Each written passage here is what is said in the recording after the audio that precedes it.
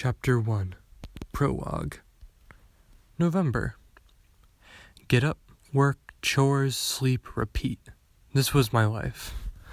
Welcome to the life of a 16-year-old boy in the 1880s. Expected to work constantly to support the family, and later find a spouse to be the breadwinner for. Despite my many protests, my father continuously kept trying to shove any possible suitors for a wife in my face. The man had high expectations for me and expected me to be married sooner rather than later. Grandchildren were wanted by both him and my mother. Impatient as they weren't too fond of the idea of me waiting to surpass the age of 20 for their fantasies to happen. They were already getting pushy about me staying in the house. No 19-year-old was supposed to be staying with their parents, according to them. Constantly, I was being reminded of how the guy down the street just got married, or how the other down the road had his second kid and pulled a good job. Being compared to them hurt me greatly, but I kept quiet and didn't say a word about my feelings. My feelings were something I hid from my family. From a young age, I learned they weren't to be listened to. As my father would say, men weren't made to complain about their feelings. They were made to work and provide for the family. With that definition in mind, I was failing as a man, miserably.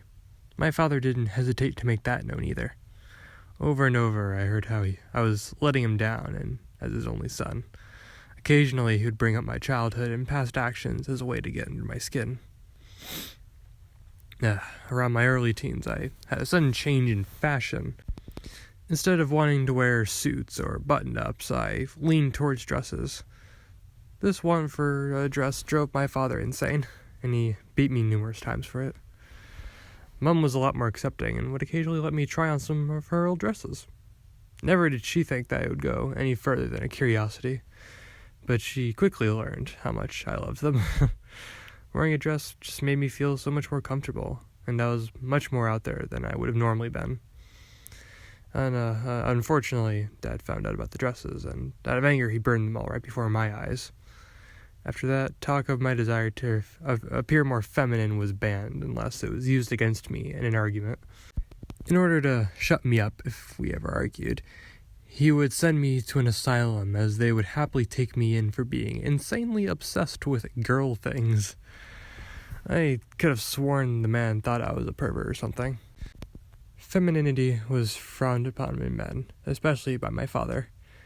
He was already disappointed enough in me. Not wanting to disappoint him any further, I stayed relatively quiet and kept feelings to myself. Being feminine got me beaten one too many times, so there was no way in hell I would be admitting that I would actually want to be a woman. Dealing with the discomforts and emotions would just be something I would have to live with. Maybe in the future I'd be able to be myself, but I highly doubt people would get to be more accepting in my lifespan.